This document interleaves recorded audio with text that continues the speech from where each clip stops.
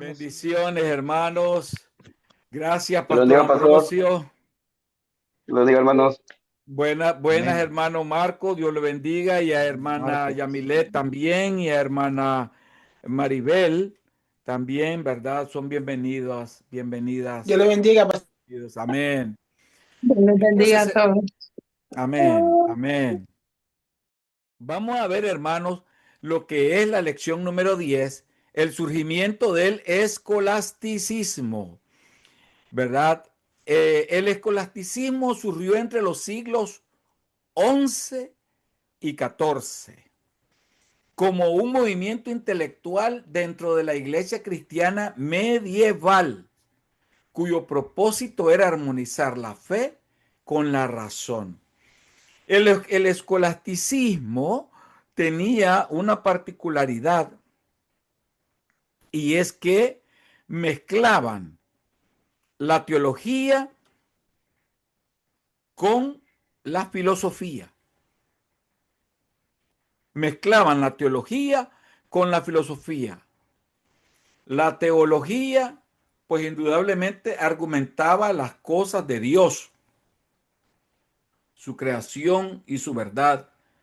Y la filosofía se encaminaba hacia la razón, hacia la razón.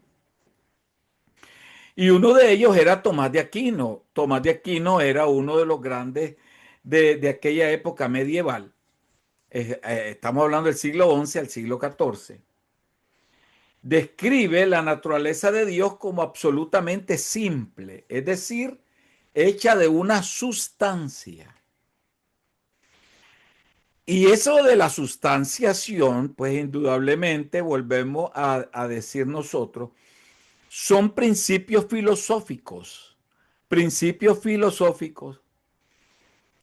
donde mezclan la filosofía con la teología, porque a la vez dicen ellos, Dios también es infinito, omnipresente como creador y sustentador de todo lo que es. Pero a la par de eso ellos decían, pero Dios en su naturaleza fue hecho una sustancia. Entonces es interesante poder ver cómo se mezcla principios doctrinales católicos y que influyen hasta nuestros días, que influyen hasta nuestros días. Entonces, nosotros debemos de entender de que todo este proceso, toda esta doctrina que trajo a cabo Tomás de Aquino, su pensamiento, ¿verdad? Eh, Era algo, digamos, ligado a la filosofía de Aristóteles, de Aristóteles.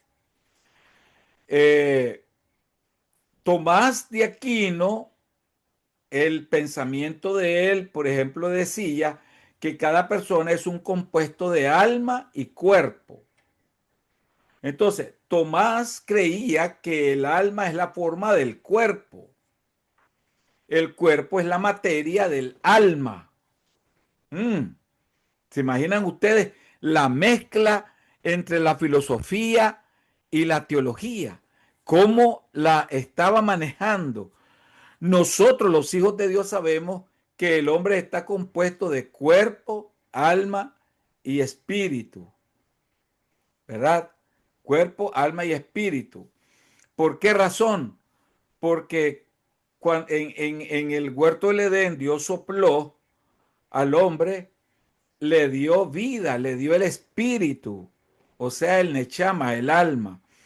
Pero a la vez, el hombre era un ser, lo hizo un ser viviente. Ese ser viviente para que pudiese, digamos, comprender y entender algunas cosas, indudablemente necesitaba de la mente, de la voluntad y del corazón. Entonces, esa profundidad que la palabra de Dios registra, los teólogos de la época medieval, del siglo XI al siglo XIV, la manejaban de una manera, digamos, filosófica y teóloga. ¿Eso qué quiere decir, hermano?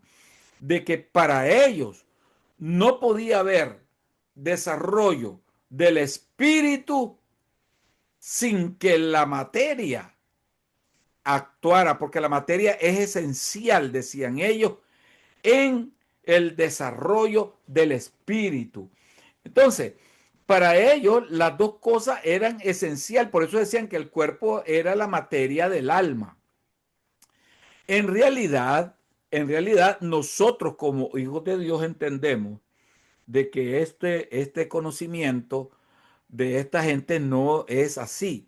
Para nosotros, el Señor nos formó con su espíritu, nos dio de su espíritu, el Nechama, y nos dio el ser. En esa época, el alma y el espíritu estaban unidos. Y entonces, esa esencia de unidad podía tener una plena comunión con Dios. ¿Qué quiere decir esto? De que esa plena comunión con Dios fue rota cuando el hombre pecó. Se divide el alma y el espíritu y el cuerpo. Los teólogos en la época medieval, como Tomás de Aquino, no lo maneja de esa manera. Él dice, no, el alma es la forma del cuerpo, el cuerpo es la materia del alma. Decía, los humanos obtienen conocimiento por medio de datos sensoriales.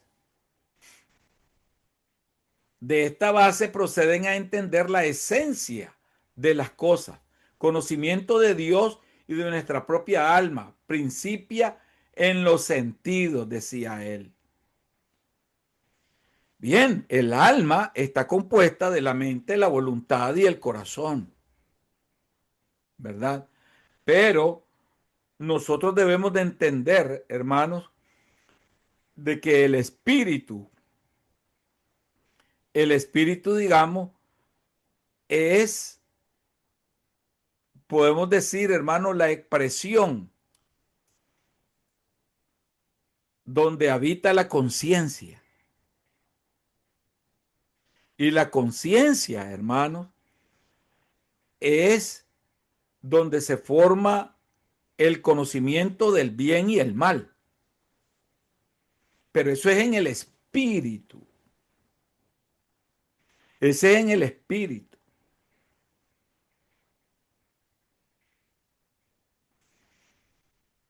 Para Tomás de Aquino, todo comienza en los sentidos. En los sentidos. Entonces, ese era el escolasticismo, su doctrina, ¿verdad? Y entonces, el propósito era armonizar la fe con la razón. Ese era el verdadero propósito del escolasticismo. Mezclar o armonizar la fe con la razón. Fue impulsado principalmente en las escuelas monásticas y en las universidades que florecieron en esa época, donde se buscaba explicar entonces las verdades de la fe cristiana mediante el uso del razonamiento filosófico, especialmente a través de la lógica de Aristóteles.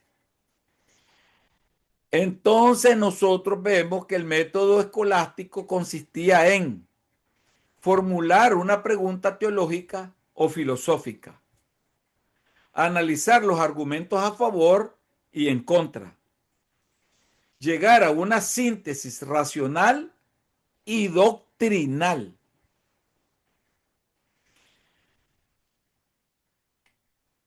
El lema podía resumirse así, hermanos. La fe busca entendimiento.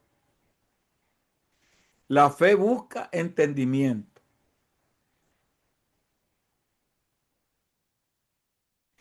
como hijos de Dios, como estudiantes del Instituto Bíblico, nosotros debemos de estudiar más acerca de la fe para poder entender esta filosofía, esta argumentación doctrinal de Tomás de Aquino. Porque realmente la fe, hermanos, viene por el oír y el oír por la palabra de Dios. Entonces, Tomás de Aquino decía, se necesitan los sentidos para poder adquirir esa fe.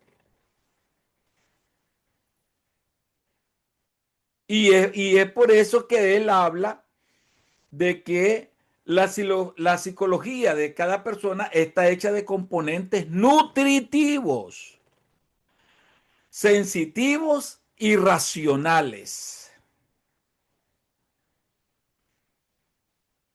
Entonces decía él, los elementos, los componentes nutritivos son los más elementales. ¿Y en qué consisten? En la comida, crecimiento y reproducción. Y los sensitivos están hechos de los sentidos, estimación, memoria y la imaginación.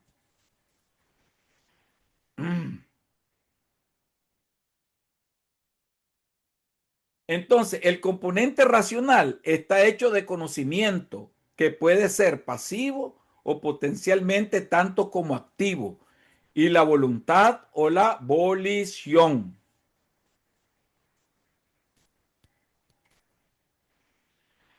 Indudablemente que era un contraste con la filosofía.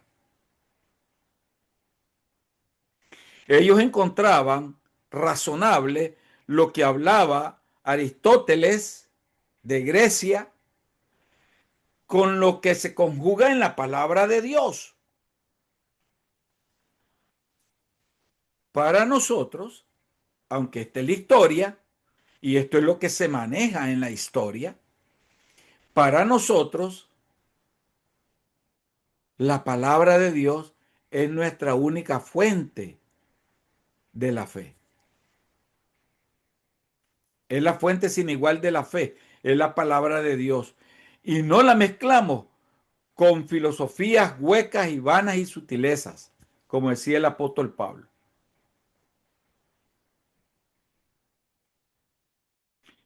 Los dominicos y Tomás de Aquino. La orden de los dominicos fue fundada por Domingo de Guzmán, Pastor Ambrosio. Pastor, también leyendo el libro, decía que Tomás de Aquino pensaba en la metafísica, La ¿verdad? filosofía, la Filo- psicología. o que es la psicología o filosofía, ¿verdad? Sí, Ok, gracias. eso es. Porque la metafísica es lo que le lleva al mundo sensorial, guiado, según ellos, por fuerzas espirituales que van unidas al mundo material. El alma combinada con el mundo material, la metafísica. Entonces, la orden de los dominicos fue fundada por Domingo de Guzmán en 1170 a 1221. La orden de predicadores dominicos tenía como misión predicar la verdad y combatir las herejías mediante el estudio, las enseñanzas y la pureza de la vida. Él viene con otra filosofía, con otra doctrina, ¿no? Una doctrina distinta a la de Tomás de Aquino.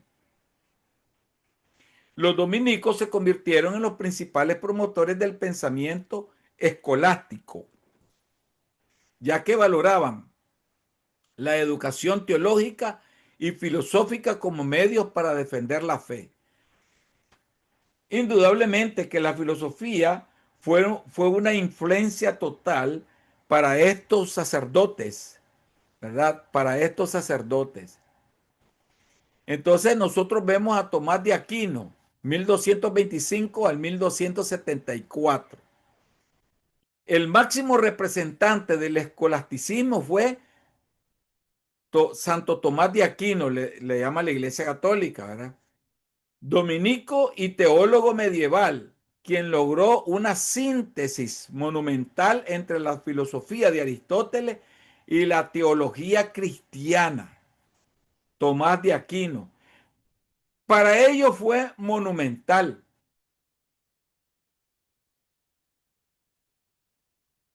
Su obra más conocida fue la Suma Teológica. Es un ejemplo perfecto del método escolástico. Estamos hablando de Tomás de Aquino, enseñó que la razón y la fe no se oponen. Ya lo habíamos hablado anteriormente, sino que ambas provienen de Dios. Defendió que la razón puede preparar el camino para la fe. Imagínense ustedes.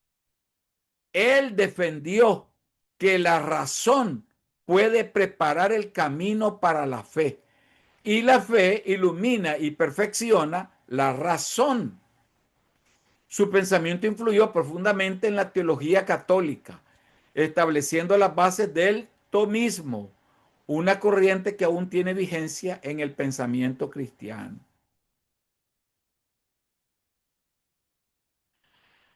Vamos a ver una comparación y contraste entre Francisco de Asís y Domingo de Guzmán. El aspecto fundador, Francisco de Asís fundó la Asociación Franciscana en 1182 a 1226. Domingo de Guzmán, los dominicos, este fue el fundador que de 1170 a 1221. El énfasis que hacen ellos espiritual, en el caso de Francisco de Asís o los franciscanos, es la pobreza, la humildad, servicio a los pobres, amor por la naturaleza. En el caso de los dominicos, estudio, enseñanza, predicación de la verdad doctrinal. El objetivo principal en los franciscanos era renovar la vida cristiana mediante el ejemplo del Evangelio. En los dominicos, defender la fe frente a la herejía con la razón y la enseñanza. ¿Cuál era la actitud ante el conocimiento? Espiritualidad práctica y devocional en los franciscanos. En los dominicos era intelectualismo teológico y filosófico.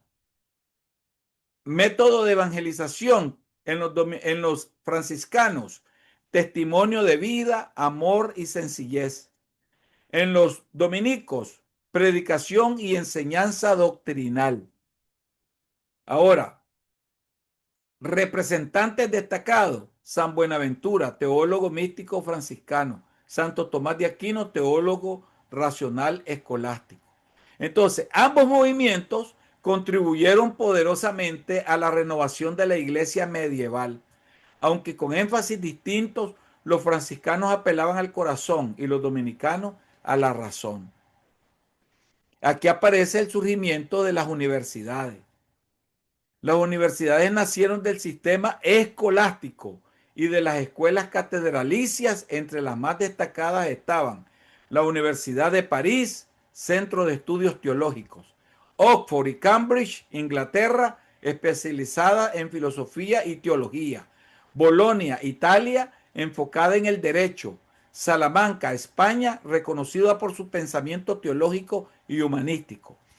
Las universidades medievales eran instituciones eclesiásticas donde los estudios estaban orientados al servicio de la iglesia y la formación del clero. El currículo se basaba en las artes liberales, trivium y quadrivium, la filosofía y la teología, como la reina de las ciencias. Entonces, las universidades de ayer y de hoy, un contraste. En el fundamento, fe y razón en las universidades medievales, teología y filosofía. En las universidades modernas, ciencia, investigación y tecnología. Propósito, en las universidades medievales, formar teólogos, juristas y clérigos. En las universidades modernas, formar profesionales y científicos. Autoridad, la iglesia en las universidades medievales. En las universidades modernas, el Estado o la autonomía académica. Método, en las universidades medievales era el escolástico, debate y síntesis. En las universidades modernas, científico, observación y verificación. Centro del conocimiento. En las universidades medievales, Dios como fuente de toda verdad, el ser humano y la sociedad en las universidades modernas. En otras palabras, hubo un enorme cambio, ¿no? En las universidades medievales se instauraba la palabra de Dios y la filosofía. En las universidades de hoy ya eso desapareció prácticamente. Aunque las universidades modernas se han secularizado, muchas conservan las estructuras, los títulos y el método de estudios heredados del sistema escolástico. La interpretación bíblica en el escolasticismo, hermano. Durante el período escolástico, la Biblia fue el texto central del estudio teológico. Sin embargo, los escolásticos buscaron interpretarla a la luz de la razón filosófica.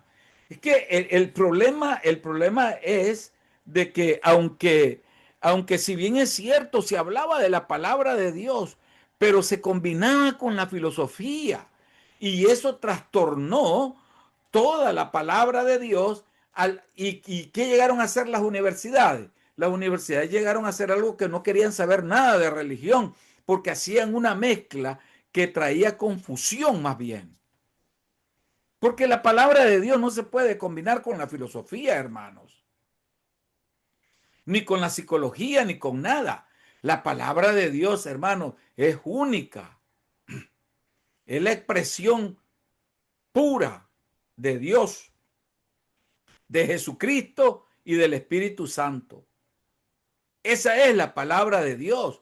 No la podemos mezclar con filosofías huecas, que era lo que hicieron estos hombres en la época medieval. Si bien es cierto, las universidades hablaban de Dios, pero lo mezclaban con la filosofía. Y eso lo único que podía traer era confusión. Entonces, en esta interpretación bíblica del escolasticismo se aplicaban métodos analíticos y lógicos para comprender los textos. Así era la manera de interpretarlos. ¿Por qué? Porque esos métodos estaban basados, hermano, en conocimientos filosóficos. Se reconocían 4 sentidos de la escritura: literal, alegórico, moral y anagógico, o sea, espiritual. Anagógico es espiritual. El propósito era entender racionalmente las verdades reveladas, sin negar la inspiración divina. Entonces, más adelante, este método sería cuestionado por los reformadores protestantes, indudablemente, quienes promovieron el principio de sola escritura, la escritura como única autoridad. Y eso es lo correcto, hermano. La escritura como única autoridad, no hay nada más. No puede ser. Ya para ir concluyendo con esta clase, es que el escolasticismo fue un puente entre la fe y la razón.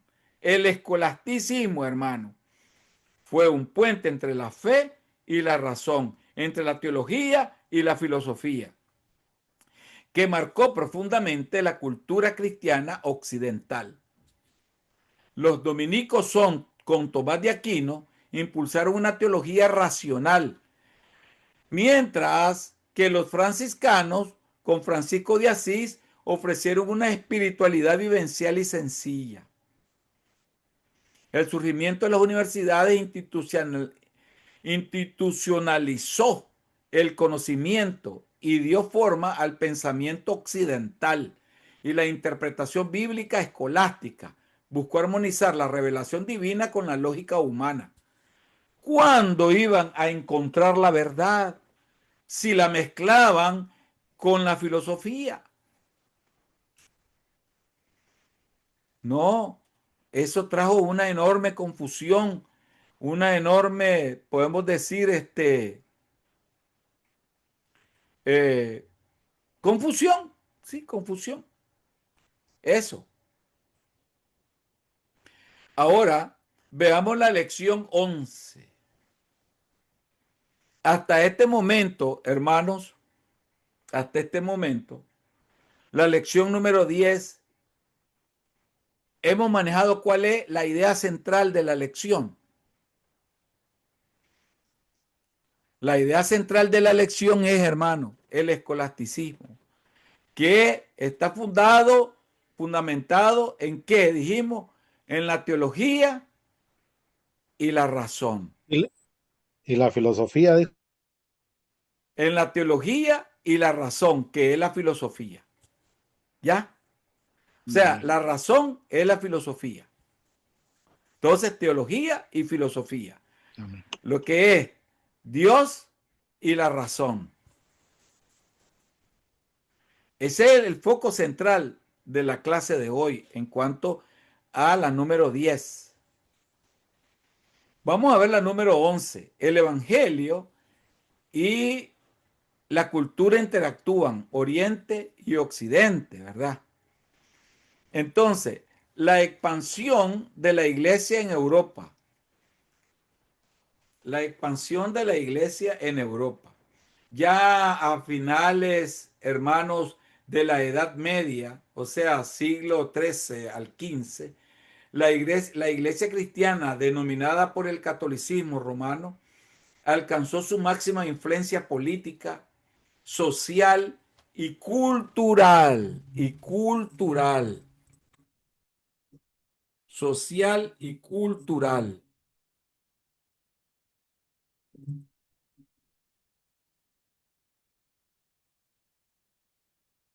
Y cultural. Entonces, la expansión de la iglesia en Europa fue entre los siglos XIII y XV. La iglesia cristiana, dominada por el catolicismo romano, o sea, Occidente, alcanzó su máxima influencia política, social y cultural en Europa. Conversión y cristianización.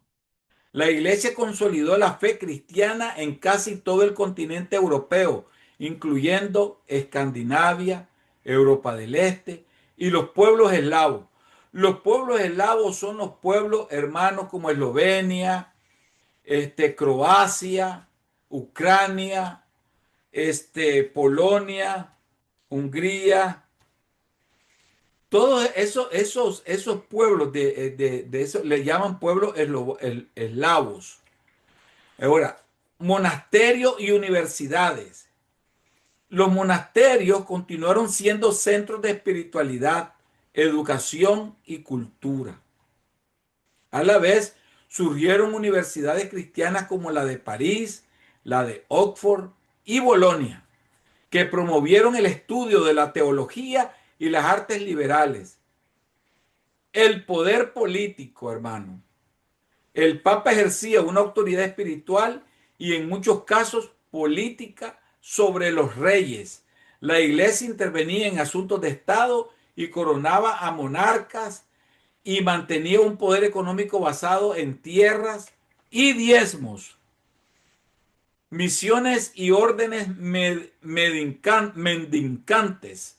Órdenes como los franciscanos y dominicos impulsaron la predicación, la educación y las misiones fuera de Europa. Esa fue la influencia de la Iglesia Católica en Europa, hermanos. Ahora vamos a hablar de la Inquisición. La Inquisición fue una institución creada por la Iglesia para defender la ortodoxia y combatir la herejía. Realmente, nosotros entendemos ahora de que no es que realmente era combatir herejía. Ellos le llamaban herejía a no compartir las enseñanzas de ellos. O sea, no ser adeptos a las enseñanzas de ellos. No compaginar con su enseñanza. No creer su enseñanza. Entonces, el origen de la Inquisición nació en el siglo XIII bajo el Papa Gregorio IX para enfrentar movimientos considerados heréticos, como los cátaros y los valdenses, que estuvimos hablando, ¿verdad? Los valdenses. Los mandaban a matar, hermanos. Les argumentaban cualquier cosa y los mandaban a matar. Esa era la Iglesia Católica. Esa era la Iglesia Católica. El método. La Inquisición utilizó tribunales eclesiásticos que investigaban, juzgaban y castigaban a los acusados de desviarse de la doctrina oficial. ¿Qué les parece, hermano? La Inquisición española en 1478, creada por los reyes católicos, fue controlada directamente por la monarquía y dirigida contra judíos conversos, musulmanes y herejes. ¿Cuáles fueron las consecuencias? Aunque buscaba preservar la unidad de la fe, la Inquisición también causó temor, persecuciones y abusos que mancharon la imagen de la iglesia, hermano. Realmente, realmente la iglesia católica,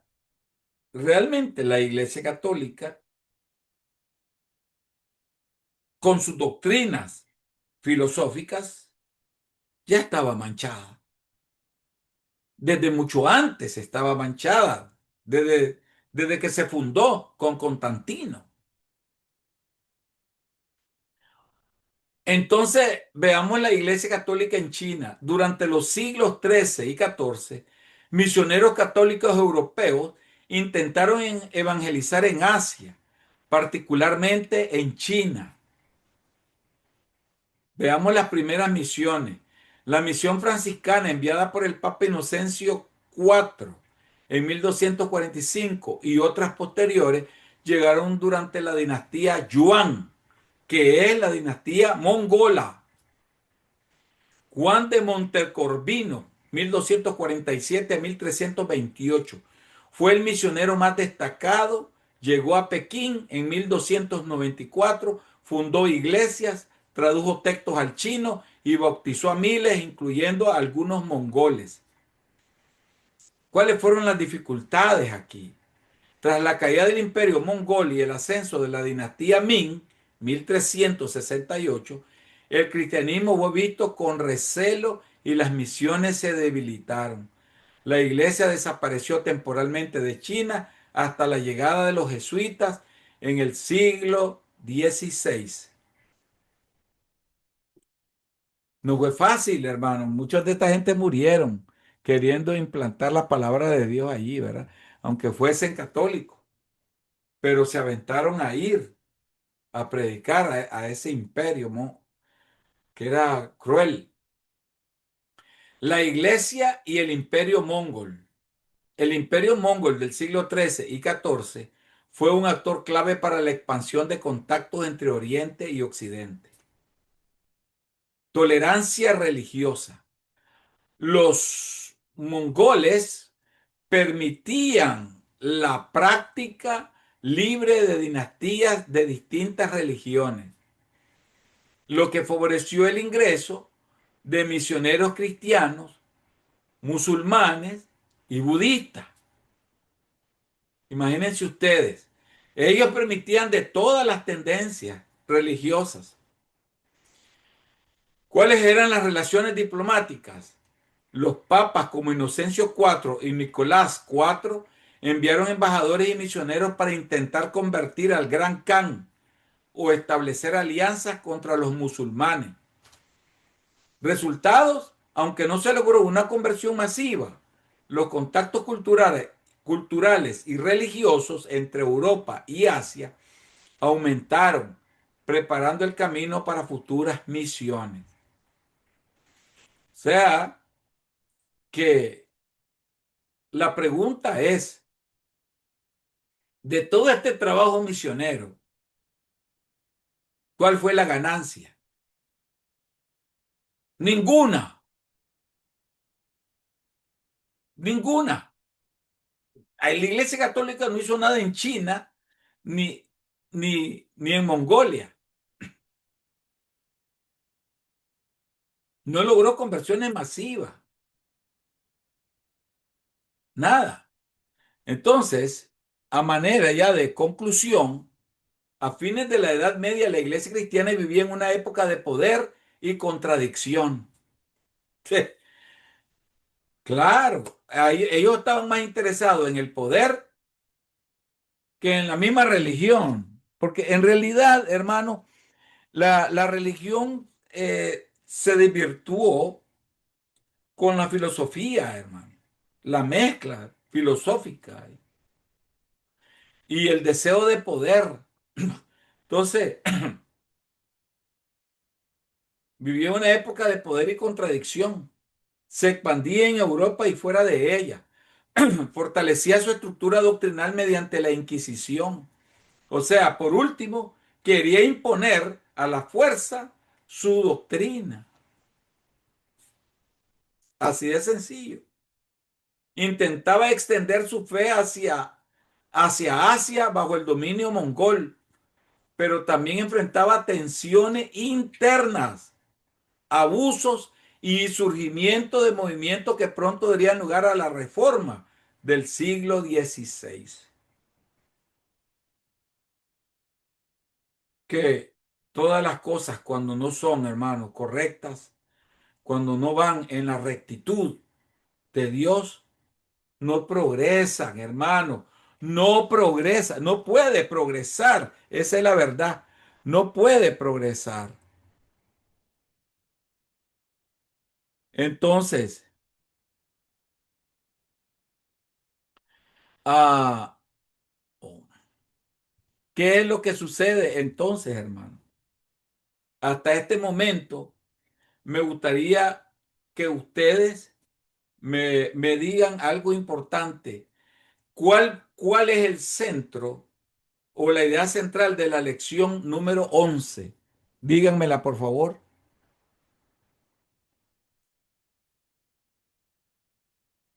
¿Cuál es?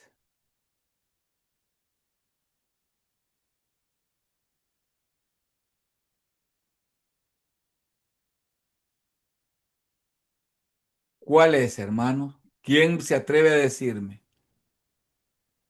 El Evangelio y la cultura, pastor. Correcto. Ese es el tema, el evangelio y la cultura que interactúan en Oriente y Occidente, pero eh, ¿cuál fue ese evangelio y esa cultura? ¿Por qué interactuaron? ¿Cuál fue el centro?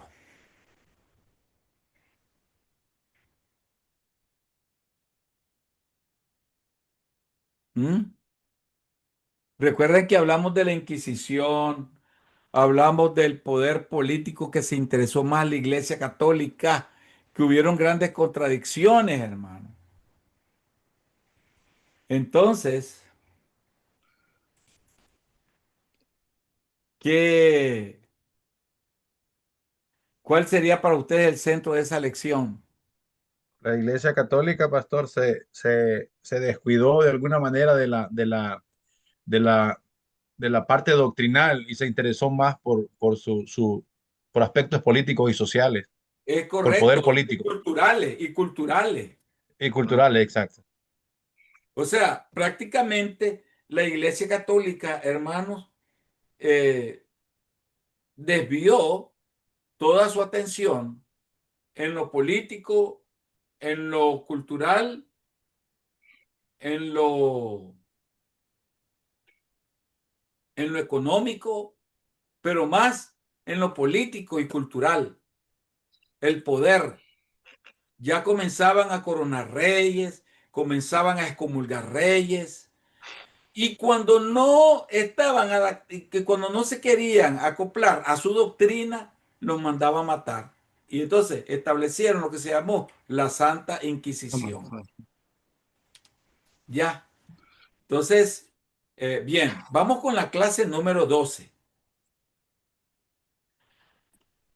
Es un resumen de la iglesia cristiana a fines de la Edad Media, siglo XIV-XV, dividido por los temas que se mencionan: ministerio y adoración, la lucha dentro de la iglesia, teología, devoción y reforma, y el devocionalismo de fines medievales. Hablemos del ministerio y adoración. A fines de la Edad Media, el ministerio eclesiástico estaba fuertemente estructurado y jerarquizado. Papa, obispos, sacerdotes y clérigos. Sin embargo, el ministerio había perdido en gran medida su carácter espiritual y pastoral, convirtiéndose muchas veces en una institución política y económica.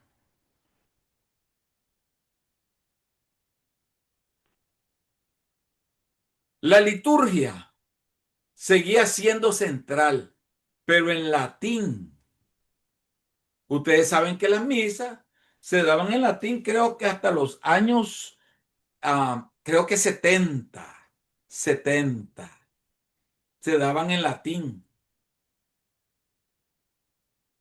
Eh, entonces, lo cual dificultaba la participación del pueblo.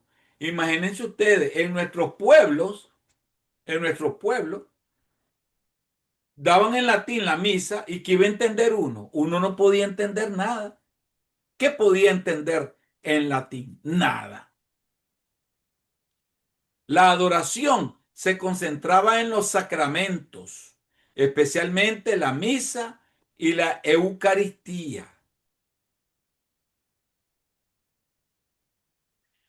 Y ellos tenían dentro de los sacramentos el pensamiento de que el bautismo era esencial para la salvación y la absolución de los pecados. Pastor Ambrosio. Perdón, pastor, no por eso la Iglesia Católica bautiza a los niños, por eso que se acaba de decir, Sí, para que son salvos desde pequeños. Ujú. sí. Amén, pastor. Entonces, eh, nosotros entendemos, hermano, de que todas estas cosas no son así, pero bueno, el culto a los santos y las reliquias, más que en la lectura directa de la Biblia, le daban más énfasis a las imágenes que ponen. Usted entra a una iglesia católica y usted va a ver, hermanos. Yo he entrado a iglesia católica por curiosidad, porque me interesa saber y conocer, para hablar con hechos. En mi país, por ejemplo, son antiguas las iglesias y hay santos cada 10 metros. Cada 10 metros, una imagen, una imagen, una imagen, y da vuelta en todo, de diferentes imágenes. Y la gente, cuando entraba, lo que yo observaba era que se arrodillaban en cada imagen y le hacían reverencia, hermano, a cada imagen.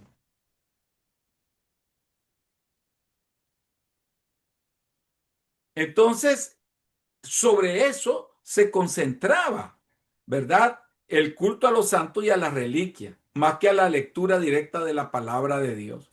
La palabra de Dios llegó a ser segundo término.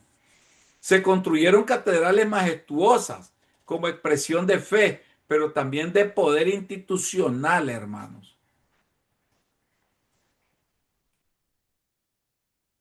En resumen, el monasterio y la adoración se volvieron más ritualistas que espirituales, alejando al creyente común de una relación personal con Dios.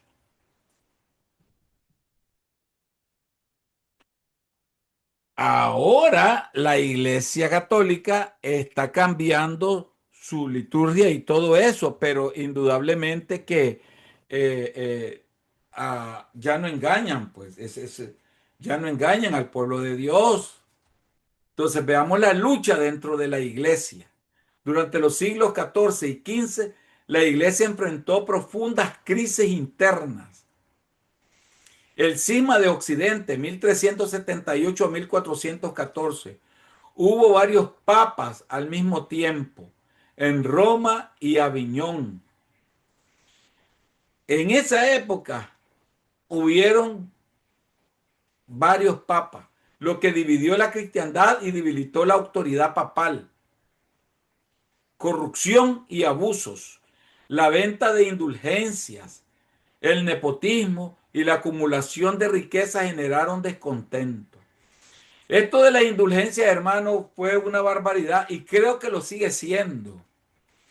Porque te doy $1.000.000, pero me sacas el alma de mi esposa del infierno. Y el sacerdote dice, claro, te la saco por $1.000.000.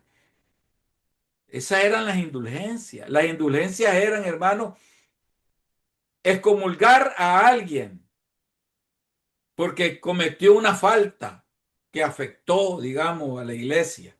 Entonces lo excomulgaban y al excomulgarlo, ese papa tenía que enmendar su culpa humillándose. Perdón, ese rey tenía que enmendar su culpa humillándose ante el papa, que ni las puertas a algunos de ellos les abrían. Algunos de ellos ni las puertas les abrieron los papas. ¿Por qué? Porque así los humillaban a los, a los, a los reyes. Imagínense ustedes cuánto poder tenían los papas. Tenía que pagar mucho para que fuera perdonado.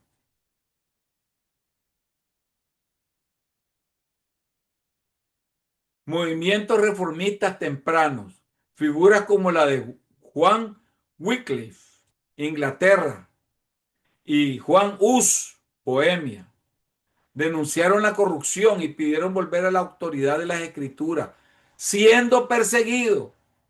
Ellos decían, volvamos a la escritura porque esto está corrupto. Esto de los papas es una perdición, es una corrupción. Entonces, en resumen, las luchas internas reflejaban la decadencia moral y espiritual del liderazgo eclesiástico, preparando el terreno para la reforma protestante, hermanos, preparando el terreno para la reforma protestante. Entonces, vamos a ver lo que es la teología. La teología de fines medievales seguía dominada por la escolástica. Estamos hablando de la teología a fines medievales, siglo XV. Todavía seguía dominada por el escolasticismo. ¿Y qué es el escolasticismo? Dijimos, es la creencia del conocimiento, la doctrina del conocimiento de la teología mezclada con la filosofía. Ese es el escolasticismo, especialmente por Tomás de Aquino, fundador, aunque ya mostraba señales de desgaste.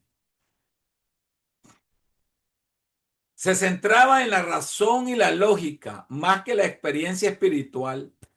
La teología de aquella época a fines medievales, hermanos, se centraba en la razón y la lógica más que en la experiencia espiritual.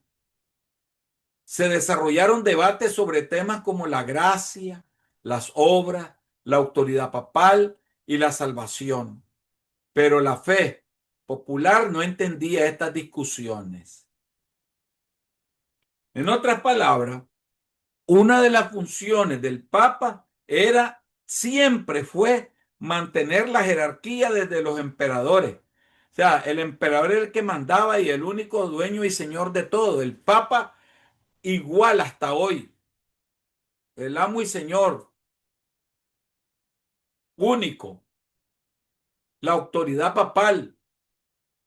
Pero la fe popular no entendía estas discusiones, hermano. Algunos teólogos, como Guillermo de Ockham, empezaron a cuestionar el poder del Papa y a enfatizar la libertad del creyente y las escrituras. Entonces, en resumen, la teología era brillante intelectualmente, pero desconectada de la vida espiritual del pueblo. Qué terrible, hermanos. Definitivamente esto fue terrible. Esto podemos decir que hasta nuestros días, hasta nuestros días, la degeneración de la palabra, cómo degeneraron la palabra de Dios, cómo la convirtieron en un negocio profundo, la teología. Vamos a ver lo que es la devoción, hermano, y la reforma. Entonces, el descontento con la vida clerical llevó a muchos a buscar una espiritualidad más personal e interior. Interior.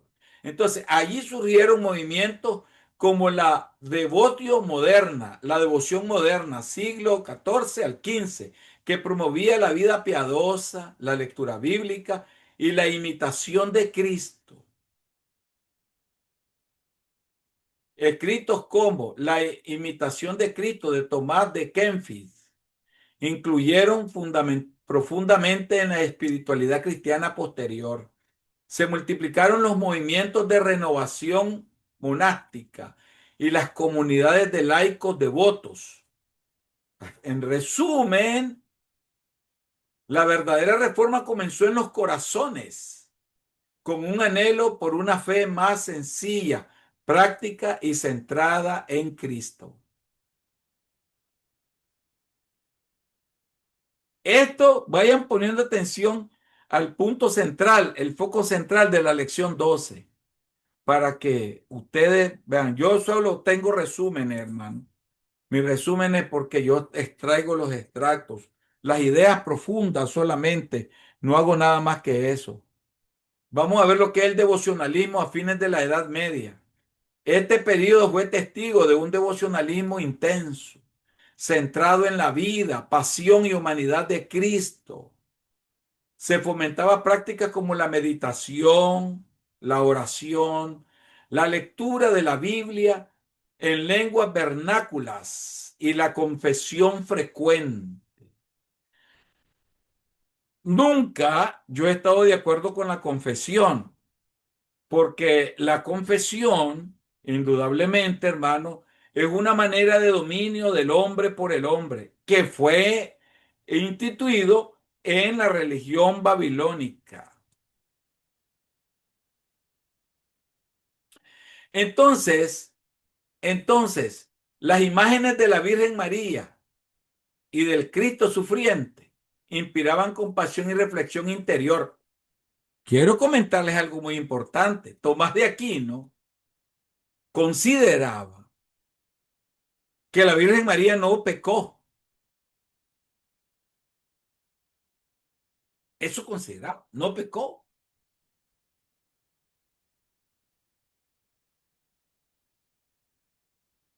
Entonces, eh, crearon una imagen en torno a la Virgen María como una mujer santa, pura y sin mancha.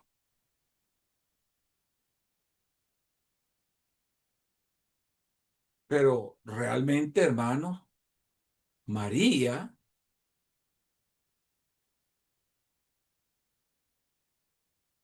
era nacida del pecado. María,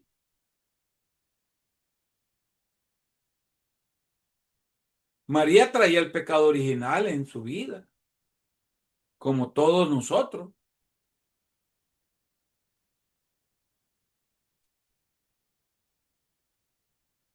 El único que era puro y sin mancha era Cristo.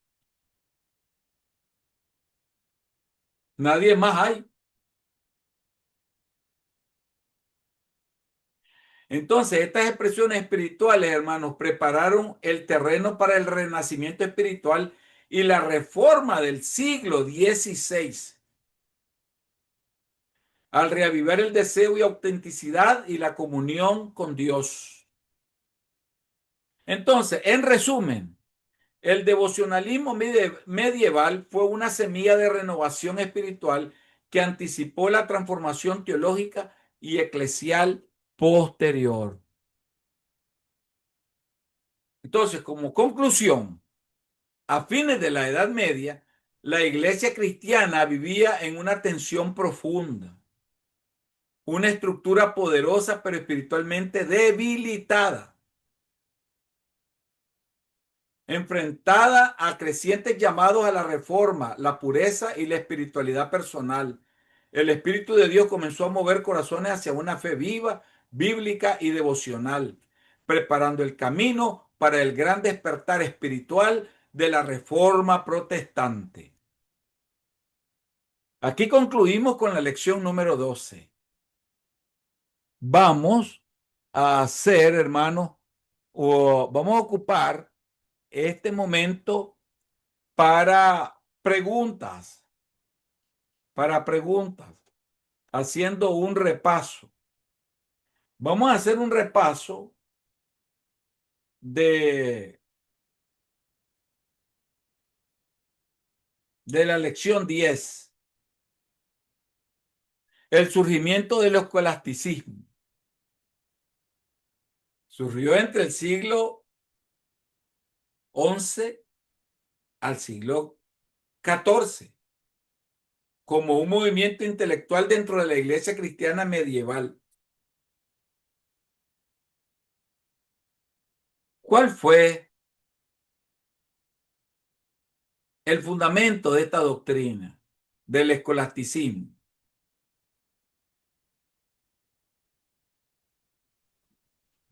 Fue una mezcla, pastor, entre la filosofía y la teología.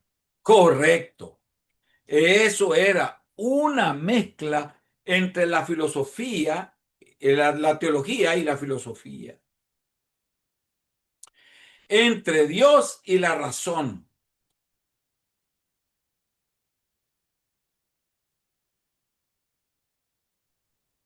Entonces, argumentos a favor y en contra, síntesis racional y doctrinal, la fe, entendimiento.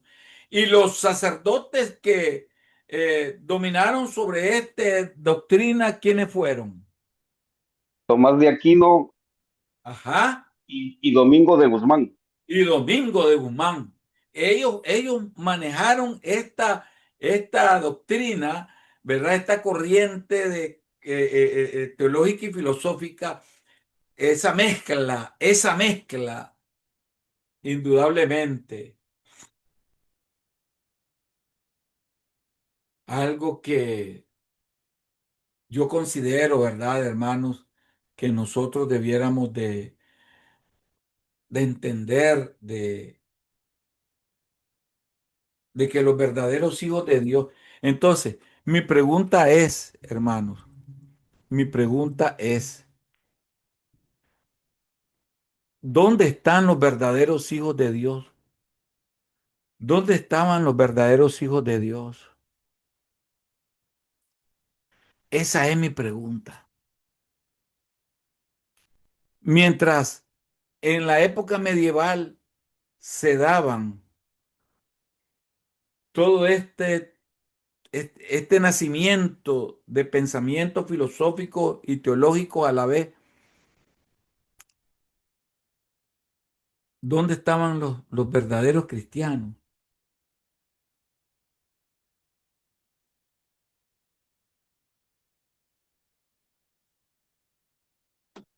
¿Dónde estaban los verdaderos cristianos? Eso era una batalla. Y los que nacieron, los que se oponían, hermanos, los verdaderos cristianos que se oponían a estas filosofías,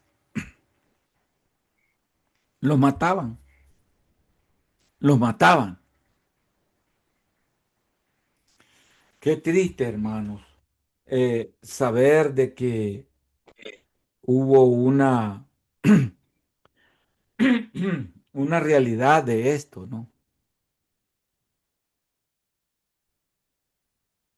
Muchos murieron por la verdad, muchos murieron por la verdad. Imagínense que esta historia de la iglesia, hermano, es una historia que nosotros podríamos llamar,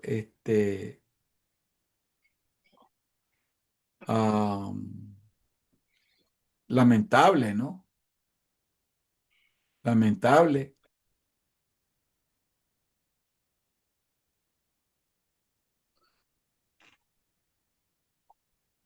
Y de la clase número 11, ¿qué me pueden decir?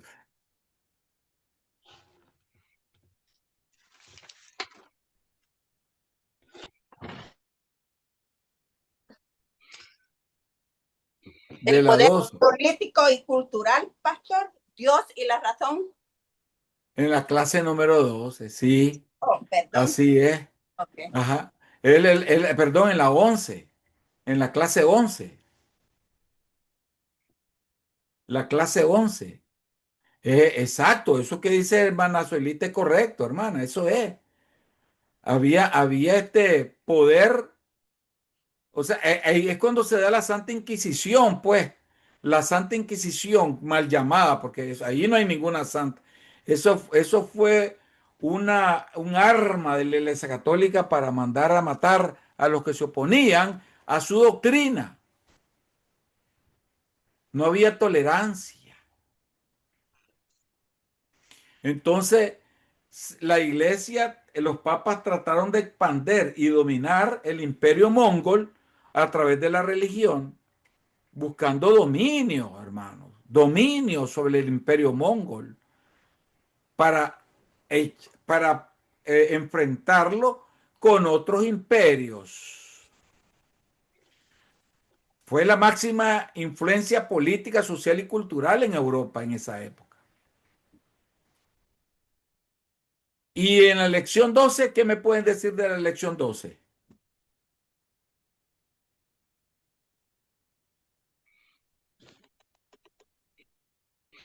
Ya Se en la habló de las elección 12, ¿qué es indulgencias, lo que pastor. falta?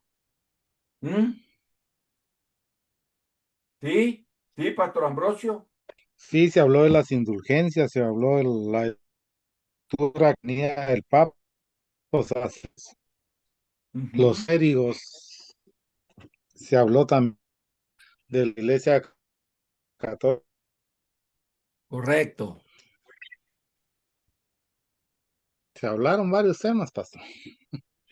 Sí, así es. También del culto a los santos, pastor. El culto a los santos. Ujú. O sea, la palabra de Dios le hicieron a un lado por el culto a los santos y las reliquias, hermano.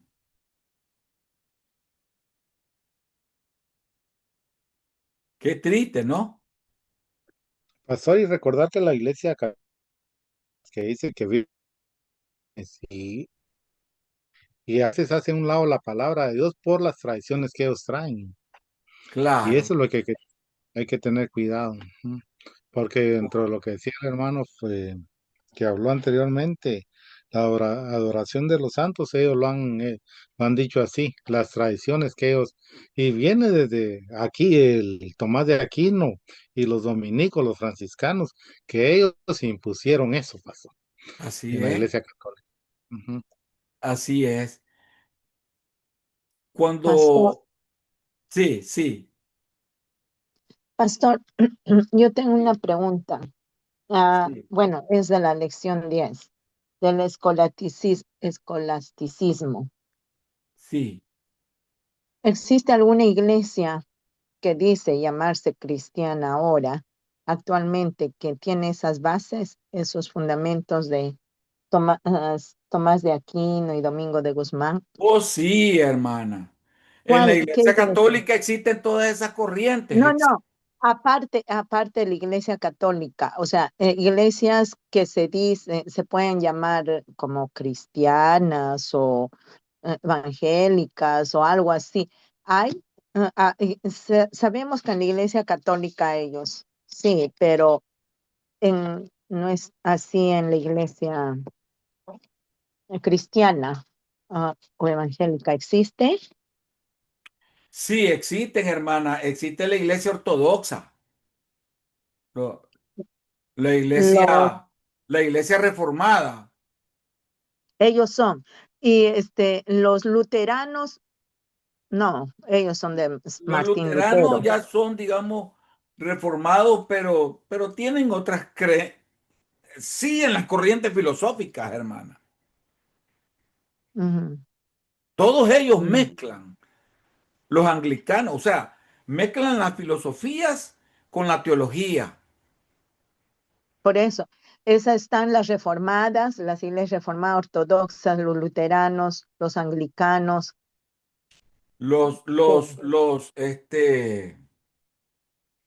¿Cómo que la iglesia que está en Rusia, en Polonia, en los países eslavos, que fue la iglesia de oriental, la iglesia oriental, Mm, egipcia, y todas esas iglesias, hermano, utilizan las bases filosóficas también. ok. O sea, todo lo que se derivaron del catolicismo oriental y occidental tienen la influencia. Vamos a orar para ser despedidos. Que nos despide en palabra de oración nuestro hermano Selvin. Amén. Oremos, hermanos. Amén. Amado Dios que estás en gloria, te doy gracias, Señor, por el privilegio, Señor, que nos das, Padre Santo, de haber escuchado la palabra y tenemos aquí a mi pastor, nos está enseñando y yo, Padre, yo en realidad, Padre, yo doy gracias porque he aprendido mucho, Señor, en el tiempo que he estado escuchando las enseñanzas, Señor, yo he aprendido mucho, Padre, y agradezco por haberme puesto en el camino aquí a mi pastor Wilmar, y bendícelo, Señor, dale mucha sabiduría y salud, y gracias por tenernos, darnos a él para enseñarnos tu palabra, Señor, y gracias porque es un siervo humilde, fiel a tu palabra y nos habla directo, Señor. Y gracias, Señor, porque hemos aprendido mucho y ayúdanos, por favor, para que podamos nosotros abrirle la mente también a nuestros hijos, familiares, Señor. Por favor, ayúdanos, quítanos todo miedo para hablar tu palabra, Señor. Bendice a cada hermano que hoy está aquí, Señor, a todos los hermanos que están aquí, Señor. Bendícelos a todos, Señor, y danos mucha sabiduría, inteligencia para entender, Padre, y ayúdanos que esta semana podamos practicar y aprender los videos y poder tener un examen la próxima semana, Señor. Por favor, mi Dios, te lo pido, por favor, mi Dios, danos mucha sabiduría, inteligencia a nosotros para poder hacer un buen examen. Señor, bendice al pastor y a todos los hermanos, Padre. En el nombre de Jesús, amén y amén. Amén. Estamos despedidos, hermanos. Saludémonos. Bendiciones, Bendiga a todos, hermano. Dios me la hermanos. bendiga, que duerman bien. Bendiciones. Amén. Muchas gracias, pastor. Amén. Dios los bendiga a todos, Amén, hermanos. pastor. Amén. Amén.